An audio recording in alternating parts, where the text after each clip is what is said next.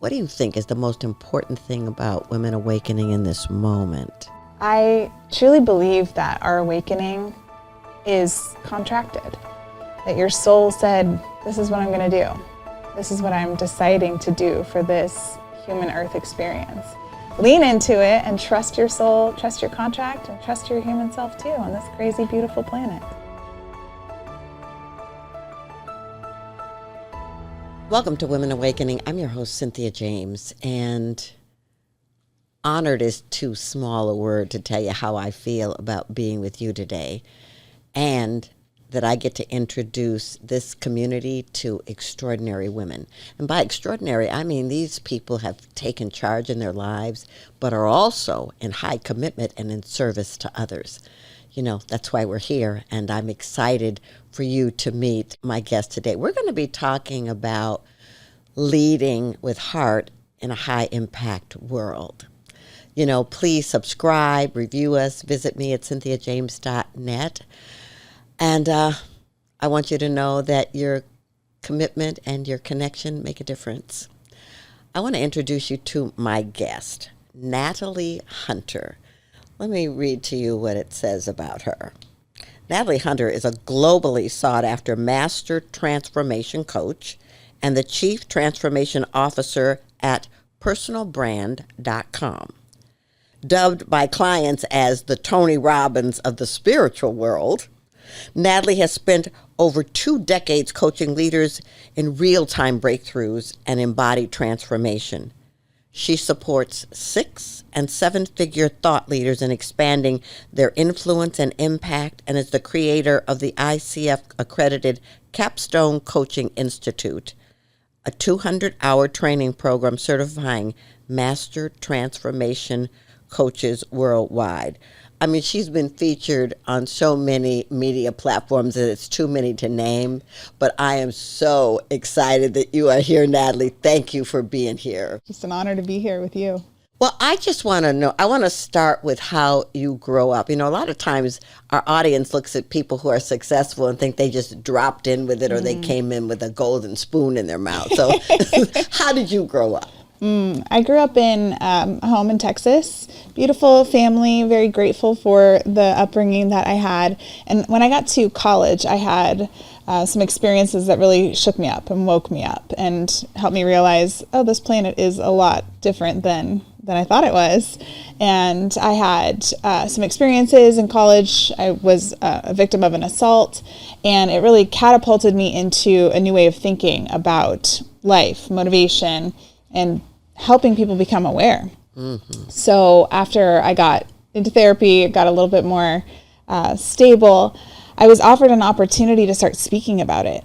I had been in speech and debate in my earlier years, and I was in college on a speaking scholarship for the speech and debate team.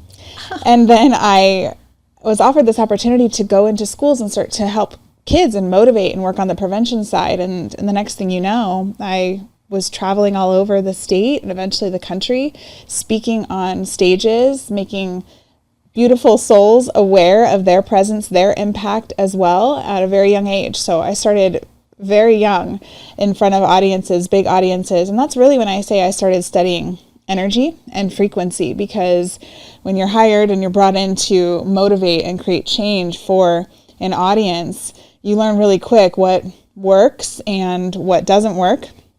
And I had to start to get very quick on my feet with that. And that was even before my official spiritual awakening. You know, I had, as you know, spiritual awakenings usually come out of a crisis and, you know, a break from what you think reality is. So in my first early years, my early 20s is when I experienced that kind of shaking and awakening into, you know, the ways of this planet. And it wasn't until about 5 years later that after I started speaking, that I actually had my spiritual awakening and found my first spiritual teacher back in 2008 and 2009. And that's what took me into the next level. And then eventually over the next 10 years, I had beautiful teachers supporting me. My gifts came online. I trained with my gifts and my abilities, and eventually ended up here. Well, and we're grateful. You know, it's very interesting because I had a traumatic childhood, and the way out for me in high school was to be in the debate team and the chess club, so that I could find ways to express myself in a safe environment. Of course. You know, and so there's a lot of things I want to talk to you about, but I want to talk about speaking. Because a lot of people think that there's some idea of how you're supposed to speak, and it's supposed to follow this formula instead of bringing your authenticity and your heart to the space. So what do you, when you're working with people who want to go on those stages, what do you tell them? Yes, I no shade to any of the, programs like Toastmasters and things like that. I think they are excellent in supporting people and getting some basics, but you are absolutely right. At some point the formula falls away and it becomes about you and your heart connecting with that audience. And I work with powerful souls to help them understand, that room is a container. It's a space for your light to pour into, and be aware of that. Be aware of the edges of the container. Be aware that not everybody may even know they're in a container, and also be aware of, what your light does. Light shines, and it shines on things that are not light too. So it can bring up things for people, but used in the right way, your light is an extremely powerful tool to support people in their awakening process and their shifting and their behavioral transformation. And the heart connection, and now more than ever, is the most important part, especially when you're working with people who are younger. I always say the even more powerful souls are coming to the planet right now, right? So the younger the body, the older the soul right now, and the way they are able to smell out inauthenticity in 0.2 seconds. That's right. Is incredible. So when we're working with our leaders and our people that are wanting to create impact, I always say this is an authenticity game, and it's time to get totally clean and clear on your end when it comes to the energetics, because your people that you're trying to reach are looking for the real you. Yes. They want you to clear out the human behaviors. They want you to clear out the old patterns that are not you. All the things that we go through on this human journey, the traumatic experiences, the patterns that get ingrained through lifetimes and through the energy field, the etheric field, all the things that we go through as part of our curriculum. They're just things that are meant to be shifted and cleared, and we're meant to return to the highest level of light and heart frequency and remember who we truly are. Who we came here to be. Yes, and who we came here to be. And that right there, that's the magic secret sauce in reaching an audience now. And the more that we continue into this age of AI, more and more people are going to be sniffing out what's inauthentic and what's true heart frequency. I always say that this AI world is training your people to smell out the computer and look for the human. And now more than ever, and the soul in that human, and now more than ever, that's going to be the secret sauce. Well, I couldn't agree with you more. And I want to talk about the frequency in your work, but I want to go back to your spiritual awakening. What happened? So I was hired by an organization to start my speaking career, my official speaking career. And then I got laid off when the market crashed in 2008. And that was because I was working for a nonprofit at that time, and I was doing hundreds and hundreds of schools at this particular time in my life, and I felt like this was me, this was my calling, this was my purpose, this was who I was. And then when the market crashed and that nonprofit had to radically downsize, I got laid off, and it sent me into my first dark night of the soul, as we call it. I've had about 3 now over the past 20 years, but the first one was very, very powerful for me, and it brought me inside to really try to understand, who am I even without this story too? What am I here to do? And help me pull apart the layers. I actually found yoga at that time, and it was hot yoga. I was doing the Bikram yoga. So it was 90 minutes of looking in the mirror and really studying me. And that really supported my spiritual awakening. And then, of course, as our soul's journey would have it, I met my spiritual teacher not even 6 months later. I encountered her for the first time, and I realized, okay, I'm meant to study this deeper. I was still getting calls at that time from schools that still wanted to hire me, even though I wasn't with that organization anymore. So that's what catapulted me to start my own business. Yes. And then start my own national speaking career on my own. So becoming an entrepreneur, spiritually awakening, stepping out, expanding my career, all happened at the same time. Wow. Well, when those moments happen, they're pivotal moments of transformation. And we've used the word frequency a few times here. I want to talk about, first of all, what does frequency mean to you for those who are listening who may not even know?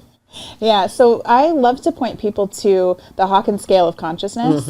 It's one of my favorite tools, of course, as you know. And it was harder to explain frequency and vibration within the human self before that tool arrived. But that tool is a beautiful tool because it helps map emotion to the energetics that are present in our human experience. And the frequency is, we hear it with regard to like sound and wavelength frequency, but the human frequency is actually your light and your heart as well that is vibrating out of you.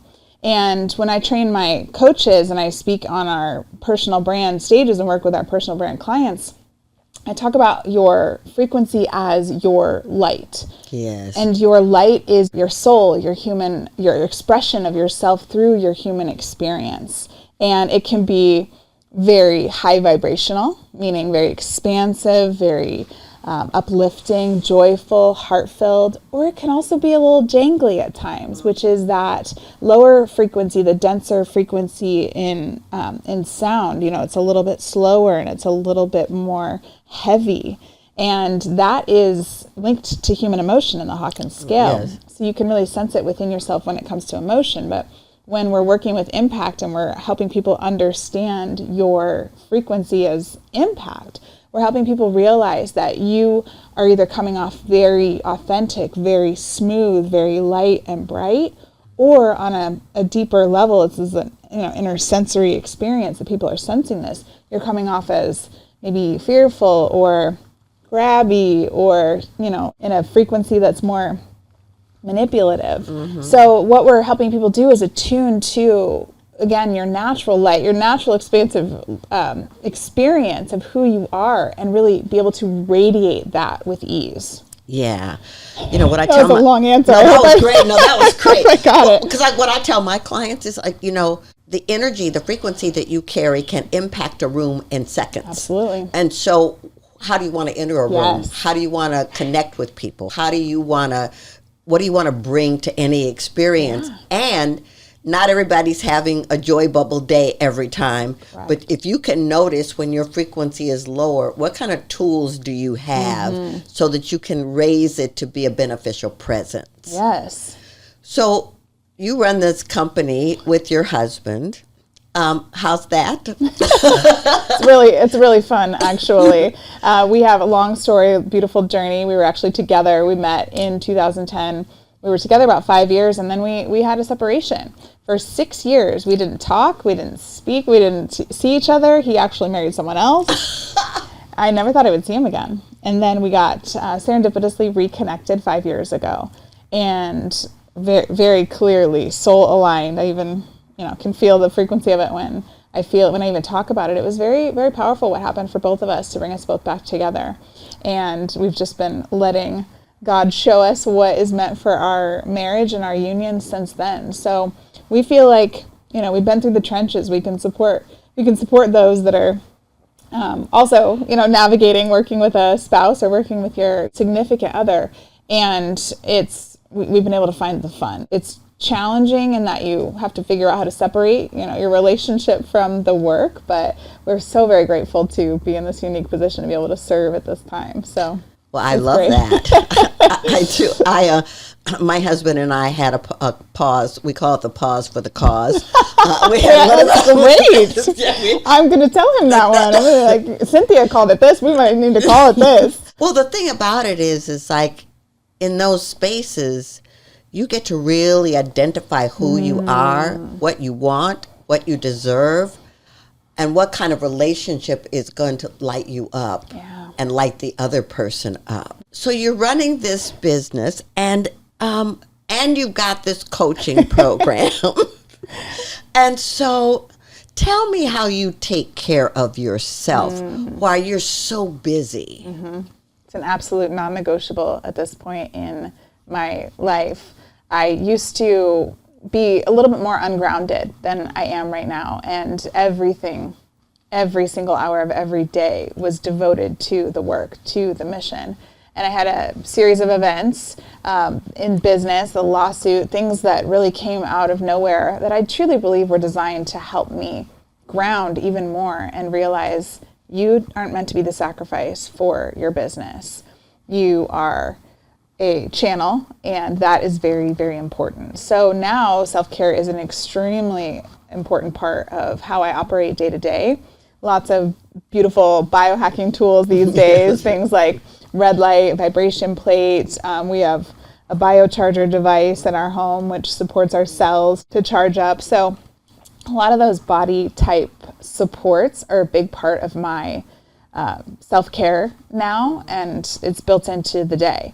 I do a lot of walking, and then of course my spiritual practice, prayer, meditation, and making sure that I'm spending time in my heart space and in my connection too, so that I can serve, you know. There are times, as you know, when we're in high service or we're in the event space, like there's times where you are absolutely devoted to being in the service container, especially with all the travel we do and speaking, and then you have to balance it back out, make sure you've got some space to refill your container and support your body through those times of service. Yeah. I love that word non-negotiable, because it took me a long time to figure out that I had to have a cadre of non-negotiables, because if I didn't, then I was going to give my time and my energy all in what I was calling being of service, but without being of service to this body temple that would say, okay, I'm going to help you by sitting you down. And so whatever that non-negotiable toolkit is for anybody listening, you have to have one. What I tell my clients is that all those people who think that you're the only one that can do it for them, if you disappear, they'll find somebody else. So It's true. So, okay, so these leaders come to you, and I'm sure they come with different levels on the spectrum. And so what are the first things you do with a client to help them get clear about embodiment? Well, the people that come to us through personalbrand.com are usually influencers, speakers, authors, thought leaders, and they're leading with some sort of curriculum for the planet, but they also have their own human curriculum. So it really just depends on what they are experiencing at that time. Some of our people come to us with physical symptoms too that are manifesting, and we can support them in that, because they come to us when they're at a threshold moment. They come to us when they're ready to increase their impact even more. So we have to lovingly look at all of the reasons that they are still where they are and why they've been creating this reality to this point.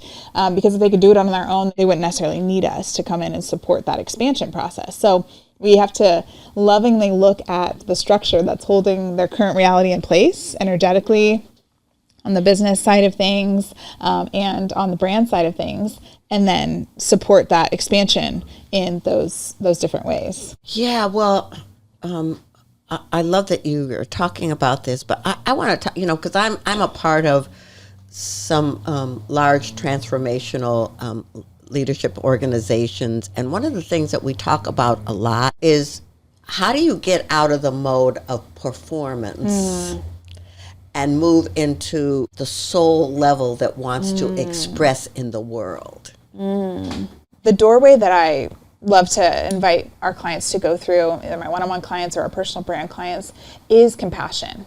And helping them understand, yes, that performance got you to where you are right now. And we have to lovingly look at the ways it's maybe feeling like it's trapping you. Yes. Because that's the number one thing that our people are experiencing. They're feeling stuck. They feel like they've hit a ceiling. They feel like they're unclear on how to get to the next level. And they don't always know, that there's that performative aspect. And some of them do have that awareness. It really depends for each person why that has been the case for them. And the 4 core human wounds that I call is something I've downloaded over the years and something I've looked at. The 4 core human wounds are at play in some way, shape, or form for every human having a human experience right now. Yes. You know, and they are, I'm alone. I am bad and wrong. There is not enough. Not I am not enough, but that there is not enough. And this illusion of scarcity here on the earth plane, and it's not safe. Right. And so all of these 4 core human wounds are at play in some way, shape, or form for all of humanity. And you can see in current events too, sometimes they get tapped on in certain ways, but that is something that's really keeping us where, you know, we're hitting that ceiling. And so coming into the next level of embodiment for a lot of people does look like releasing those performative aspects. And we have to lovingly look at why those are in place first. Wow. Yeah. Okay, everybody. If you didn't write those down, back up and write them down. Tell people how they find you. You can reach our personal brand team at personalbrand.com. We are an agency, so we have the business aspects. We can support the business model. We can support the brand aspects. And then I do the being, which is the coaching and transformation side to support the agency work. And then I also have my work too on the side and the Coaching Institute. And you can just reach me at Natalie Hunter Live, because Instagram is the new business card these days. Yes, it sure is. NatalieHunterLive.com, and also Natalie Hunter Live on the Instagram. Well, I ask the same last question of every guest. The show is called Women Awakening. What do you think is the most important thing about women awakening in this moment? I truly believe that our awakening is contracted, that your soul said, this is what I'm going to do. This is what I'm deciding to do for this human earth experience. So if you're feeling the tipping point, you're feeling like things are kind of falling apart, and you feel like there's a new door open to you, that's because your soul said, yes, this is the lifetime where I'm going to wake up. This is the lifetime where I'm going to remember the truth, the capital T truth, as I call it. Not just the lowercase t truths of who I think I am, but I'm going to find the capital T truth. And you've left yourself breadcrumbs. You've left yourself clues along the way. You're meant to have those things that you desire to have. So that awakening is fully contracted and is exactly what's supposed to be happening. So lean into it and trust your soul, trust your contract, and trust your human self too on this crazy, beautiful planet. Well, Natalie, you are so powerful and so inspiring. I'm extraordinarily grateful to be in your presence. Thank you for being here. Thank you so much for having me. Okay, ladies. What's your frequency? How much light are you bringing into the world? You want to check it out because you're here to be a beacon of light. I hope that this show has inspired you, because it certainly inspired me. Please subscribe. Please review the show. Visit me at cynthiajames.net. And remember that you have a soul calling. Just say yes. I love you, and I'll see you next time.